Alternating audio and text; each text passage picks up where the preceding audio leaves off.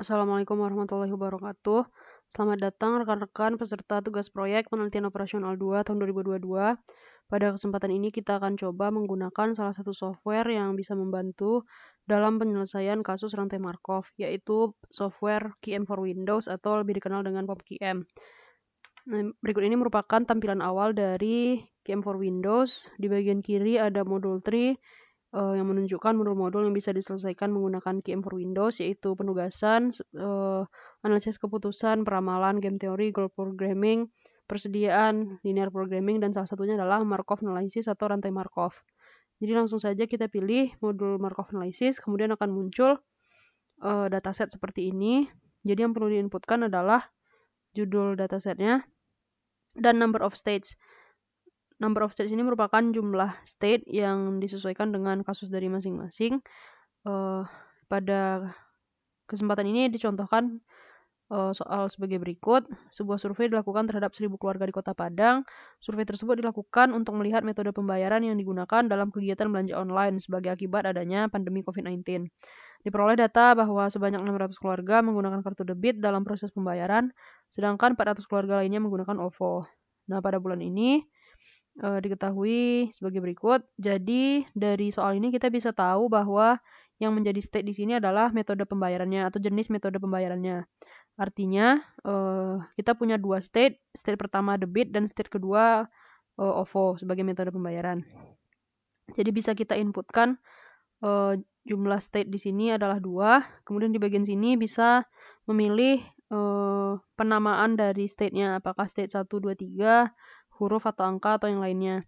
Ini bisa diklik OK saja karena nanti bisa diedit di input selanjutnya. Berikutnya muncul tampilan seperti ini. Ada input untuk number of transitions. Number of transitions ini merupakan jumlah transisi yang kita inginkan atau jumlah periode yang kita inginkan. Misalkan kita ingin tahu probabilitas penggunaan metode pembayaran pada periode ke-5 atau periode ke-n, maka diinputkanlah angka periodenya di kolom number of transitions ini.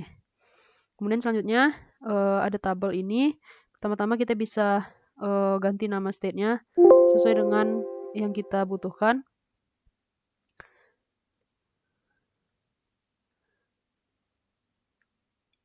Selanjutnya juga ada kolom inisial. Kolom inisial ini merupakan kondisi awal atau kondisi bulan pertama, apakah metode pembayaran apakah yang digunakan. Misalkan jika dinyatakan bahwa pada bulan pertama kita menggunakan debit, maka isikan angka 1 di debit dan 0 di OVO. Jadi jumlah angka di kolomnya adalah 1. Atau sebaliknya jika dinyatakan bahwa pada bulan pertama kita menggunakan OVO dan tidak menggunakan debit, maka angka 1-nya diisikan di OVO dan debitnya 0. Atau bisa jadi pada persoalan dinyatakan dalam bentuk probabilitas. Misalkan probabilitas menggunakan OVO pada bulan pertama itu 0,5 dan OVO 0,5. Debit 0,5, OVO 0,5, maka diisikan 0,5 dan 0,5 di inisial. Selanjutnya 4 sel berikutnya adalah matriks transisi atau probabilitas transisi. Dari debit tetap menggunakan debit, dari debit menggunakan OVO, dari OVO beralih ke debit, atau dari OVO tetap menggunakan OVO. Nah, kita kembali lagi pada soal untuk melengkapi tabel berikut ini. Jadi ada narasi lagi dari 600 keluarga yang menggunakan kartu debit, diperoleh data bahwa 400 keluarga tetap menggunakan kartu debit dan 200 lainnya menggunakan OVO. Berarti probabilitas transisi dari debit tetap ke debit adalah 400 per 600 atau 2/3 sama dengan 0,667. Selanjutnya dari debit ke OVO, probabilitas transisinya adalah 200 per 600. Dari sini 200 per 600 yang awalnya menggunakan debit. Jadi ini diperoleh dari berapa yang pindah atau berapa yang pindah per berapa jumlah yang awalnya menggunakan metode pembayaran yang bersangkutan. 2/6 sama dengan 1/3 atau 0,333. Dari narasi berikutnya, 400 menggunakan OVO, 150 tetap menggunakan OVO. 250 beralih ke debit. Berarti OVO ke debit adalah 250 per 400 atau 0,625. Selanjutnya OVO tetap ke OVO adalah 150 per 400 atau 0,375. Jadi kita sudah dapat matriks transisi. Selanjutnya kita butuh keadaan inisial. Jadi di sini pada persoalan dinyatakan bahwa Pada bulan pertama, keluarga tersebut memilih untuk menggunakan kartu debit. Berarti probabilitas dia menggunakan kartu debit adalah 1 dan probabilitas dia menggunakan OVO adalah 0 karena memang sudah dinyatakan dia pasti menggunakan kartu debit pada bulan pertama. Dan yang ditanya adalah probabilitas metode pembayaran kartu debit dan OVO pada bulan ketiga. Bulan ketiga ini adalah number of transactions-nya. Jadi kita sudah dapat matriks transisi, kemudian keadaan inisial dan number of transactions-nya. Tinggal kita inputkan ke dalam software POMQM. Number of transactions-nya adalah 3, inisialnya debit 1 dan OVO 0. Kemudian debit ke debit tadi 0,667, debit ke OVO 0,333, OVO ke debit 0,625 dan OVO ke OVO 0,375.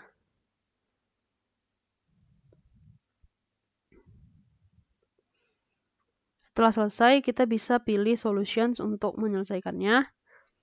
Kemudian muncul beberapa pilihan solutions. Di sini ada Markov analysis result, ada multiplications, dan state analysis.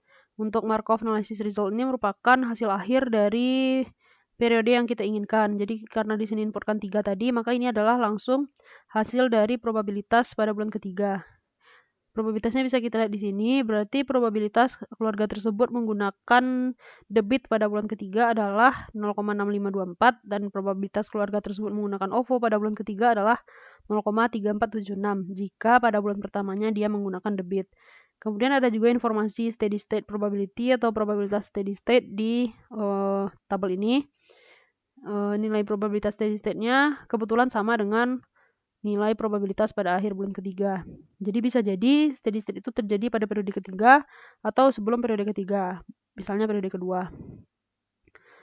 Ini merupakan Markov analysis result. Selanjutnya kita juga bisa memunculkan solutions untuk multiplications. Multiplications ini akan memunculkan tabel dari periode 1 sampai periode yang kita inputkan tadi.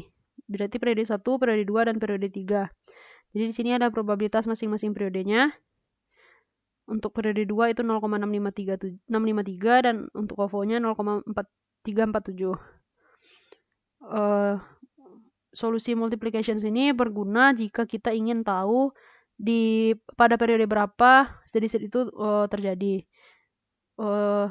Karena ini kebetulan pas di periode ketiga, untuk kasus lain sebaiknya inputkan saja nilai transisi yang cukup besar untuk mengantisipasi apabila steady state-nya terjadi pada periode yang cukup jauh. Misalkan pada periode 8 atau 9, atau bisa kita inputkan saja periode 10 periode. Jadi kita bisa lihat kapan steady state itu terjadi. Caranya, steady state ini kan merupakan probabilitas yang sudah independen terhadap waktu, jadi dia tidak lagi bergantung atau dipengaruhi oleh perubahan waktu. Misalkan jika kita lihat pada tabel, kita cari saja angka yang tidak berubah lagi pada periode berikutnya. Di sini bisa kita lihat nilai probabilitas pada akhir bulan ketiga 0,6524 untuk debit, 0,3476 untuk OVO. Pada bulan keempat angkanya masih sama, bulan kelima juga masih sama, seterusnya sampai periode tak hingga angkanya tidak akan berubah. Sehingga kita bisa tahu bahwa steady state itu terjadi pada periode ketiga. Kenapa tidak periode 2? Karena angkanya masih berubah ke periode ketiga. Jadi cari saja nilai probabilitas yang tidak lagi berubah pada periode-periode berikutnya. Yang terakhir ada solutions untuk state analysis. State analysis ini merupakan memunculkan tipe state atau state type dari masing-masing state yang kita miliki. Jadi sebagai informasi, tipe state itu ada recurrent, ada absorbing, dan ada transient. Jadi kita bisa mengetahui tipe state-nya di bagian state analysis. Mungkin sekian untuk tutorial penggunaan software POMQM dalam menyelesaikan kasus rantai Markov. Semoga bermanfaat dan mohon maaf apabila ada kesalahan atau kekurangan. Assalamualaikum warahmatullahi wabarakatuh.